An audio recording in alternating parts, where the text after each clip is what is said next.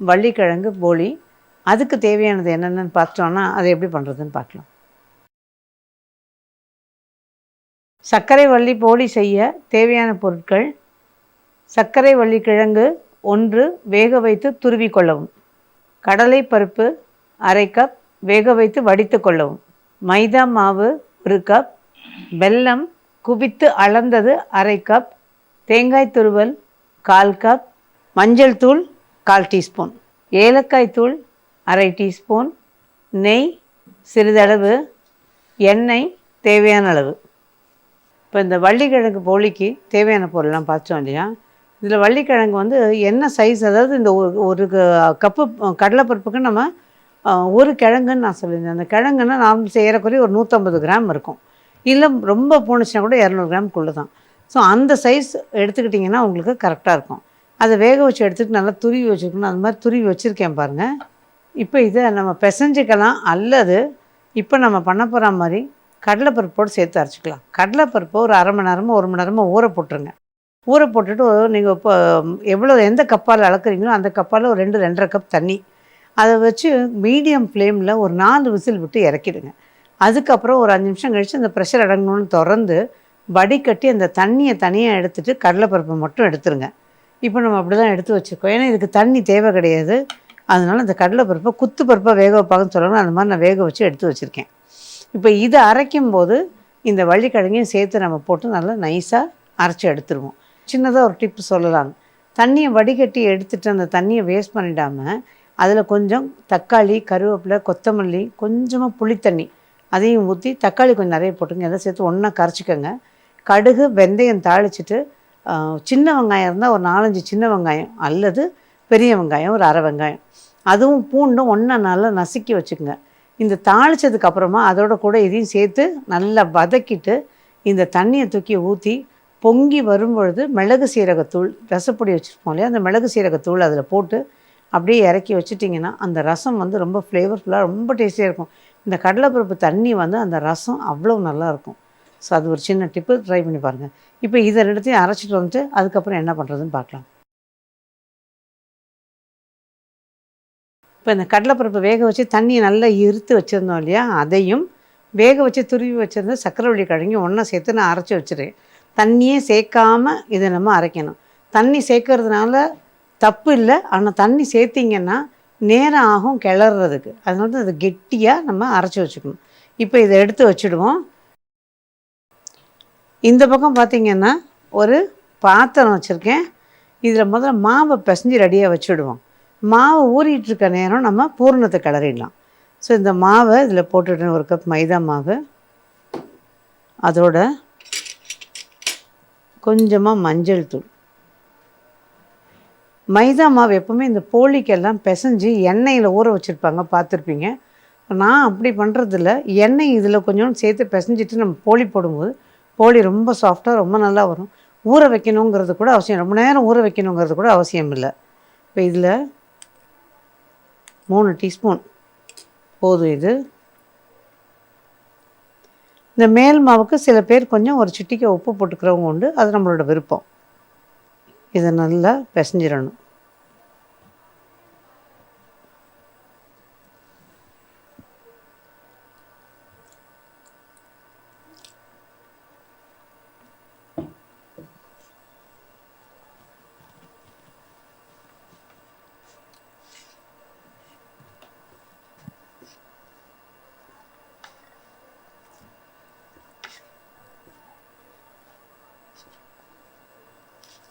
மாவை இந்த மாதிரி ஓரளவு கொஞ்சம் கெட்டியாக பிசைஞ்சு, ரொம்ப கெட்டியாக இருக்கக்கூடாது.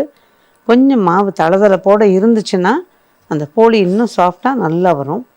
ஓரளவுக்கு அதுக்கு நம்ம திரட்ட முடியாத அளவுக்கு தளதளப்பாக பிசைஞ்சால் நமக்கு கொஞ்சம் கஷ்டமாக இருக்கும். ஸோ ஓரளவுக்கு தளதளப்பாக பிசைஞ்சிக்குங்க. சாஃப்டாக இருக்கணும் போளி மாவு. அவ்வளோதான், மாவு பிசைஞ்சாச்சு. இப்போ இந்த மாவை வந்து நம்ம மேலே லேசாக எண்ணெயை தடவி ஊற வைக்க போகிறோம். எண்ணெயிலே ஊற வைக்க போகிறதில்ல, எண்ணெயை தடவி ஊற வைக்க போகிறோம்.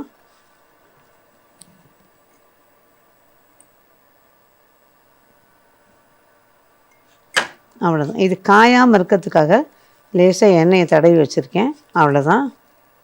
இது ஒரு பக்கம் எடுத்து வச்சுட்டு நம்ம இந்த பூர்ணம் கிளறிடுவோம்.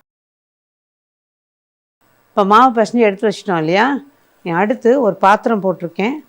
அளந்து வச்சுருக்க வெல்லம், இந்த வெல்லத்தை இதில் போட்டுட்டு ஒரு 1/4 கப்பு தண்ணி, ரொம்ப வேணுங்கிறது இல்லை, ஒரு 1/4 கப் தண்ணி, அவ்வளோதான். இதை வச்சு கரைய விட்டுருவோம். இது நல்லா கொஞ்சம் கரைஞ்ச உடனே நம்ம வடிகட்டி தான் இந்த பூரணத்தை பண்ணணும். இப்போ இது கரையணும்.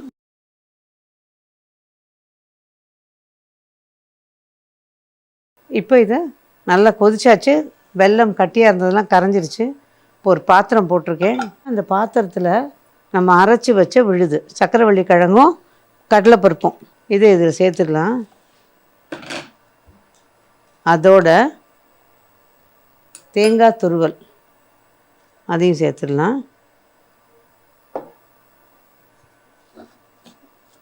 இப்போ இதில் இந்த வெல்லத்தை இப்போ வடிகட்டலாம், சரியாக இருக்கும். இந்த வெல்லத்தை அப்படியே வடிகட்டியாச்சு. இப்போ இதை கிளறணும். ஹை ஃப்ளேமில் வச்சே கிளறலாம். கிளறும் போது கொஞ்சம் ஏலக்காயை போட்டுக்கலாம்.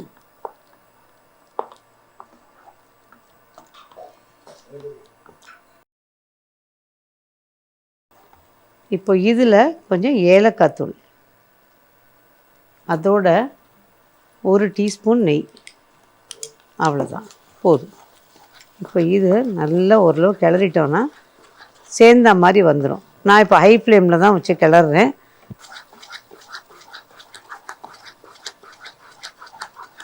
இப்போ ஹை ஃப்ளேமில் வச்சு கிளறினீங்கன்னா சீக்கிரம் உங்களுக்கு வந்து அந்த வெல்லம் வந்து அதோட சேர்ந்துட்டு வந்துடும்.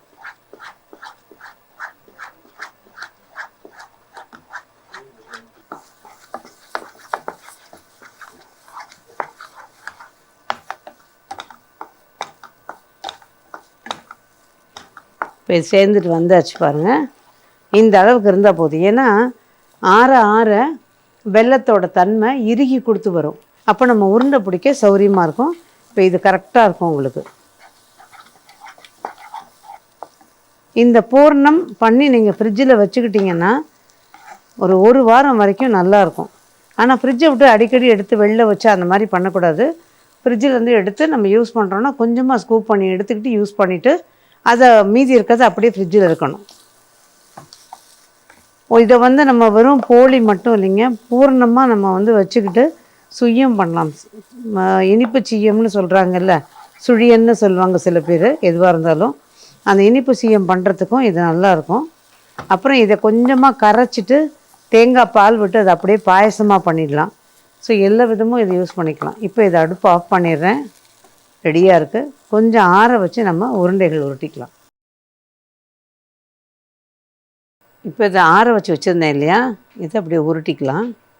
சின்ன சின்ன உருண்டைகளாக நீங்கள் என்ன சைஸில் வேணும்னு நினைக்கிறீங்களோ அந்த சைஸில் உருட்டிக்கலாம். இந்த மாதிரி உருட்டி வச்சுட்டு நம்ம சின்ன சின்னதாக போலி இட்டுக்கலாம். இந்த மாதிரி எல்லாத்தையும் உருட்டிட்டு நம்ம போலி எப்படி போடுறதுன்னு பார்க்கலாம். இப்போ மாவு பிசைஞ்ச மாவு ரெடியாக இருக்குது. இப்போ இந்த பிசைஞ்ச மாவுலேருந்து சின்ன உருண்டை எடுத்துக்கலாம்.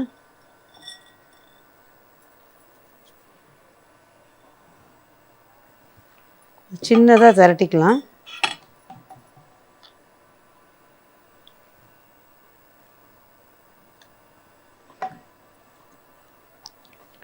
அவ்வளோதான்.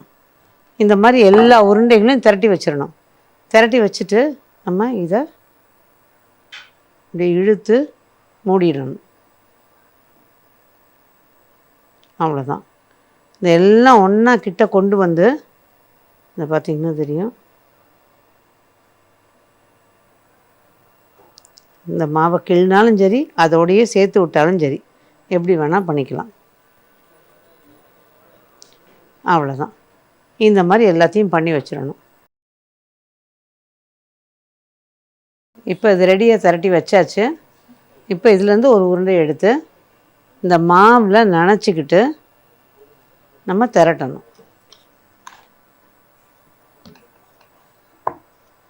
இது வந்து வாழை இலையிலையும் வச்சு தட்டலாம், இந்த மாதிரி திரட்டலாம். இந்த மாதிரி திரட்டும் போது ரொம்ப ஈஸியாக இருக்கும் உங்களுக்கு திரட்டுறதுக்கு. ஓரளவுக்கு கொஞ்சம் நல்ல எவ்வளோ மெல்லிசாக ஓரளவுக்கு வேணுமோ அந்த அளவுக்கு மெல்லிசாகவும் திரட்டிடலாம். அவ்வளோதான். இப்போ அந்த கல்லும் ஒரு பக்கம் காய போட்டிருக்கேன். இதில்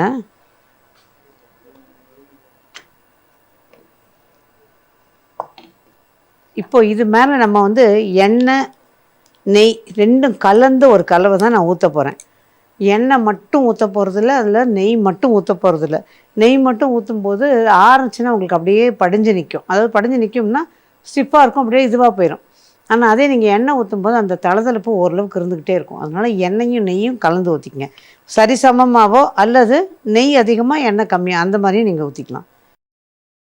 இந்த லேசாக உப்பி வருது பாருங்கள். இதை திருப்பிக்கணும். இந்த தீயை கொஞ்சம் குறைச்சி வச்சுட்டு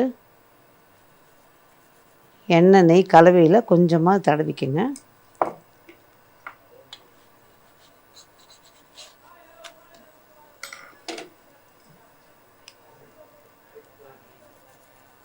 அவ்வளோதான். இது ரெண்டு பக்கமும் லேசாக செவந்த ஒன்று. போளி வந்து ரொம்ப செவக்கக்கூடாது, ரொம்ப அதிகமான தீயிலையும் வேக விடக்கூடாது. என்னென்னா சீக்கிரம் செவந்தும் போயிடும். அந்த செவந்து போச்சுன்னா உங்களுக்கு உள்ளே இருக்கிற அந்த ஃப்ளேவர் வந்து மாறும். அதனால் கூடின மட்டும் இந்த கலர் பாருங்கள், இப்படி வந்திருக்கு பாருங்கள், இந்த கலரில் எடுத்துருங்க.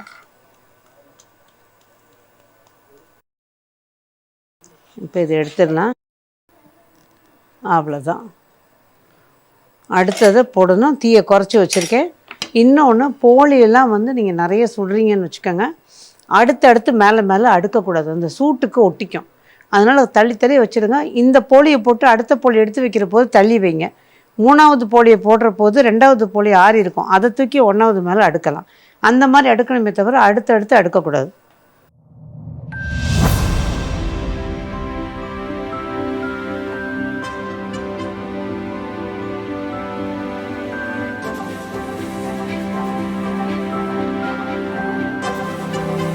ஸோ எல்லா விதத்துலையும் பயனுள்ள இந்த வள்ளிக்கிழங்கு போலி எப்படி பண்ணுறதுன்னு செஞ்சு காமிச்சிருக்கேன். இந்த பூரணத்தையும் என்ன பண்ணுறதுன்னு சொல்லியிருக்கேன். ஸோ நீங்களும் ட்ரை பண்ணி பாருங்கள்.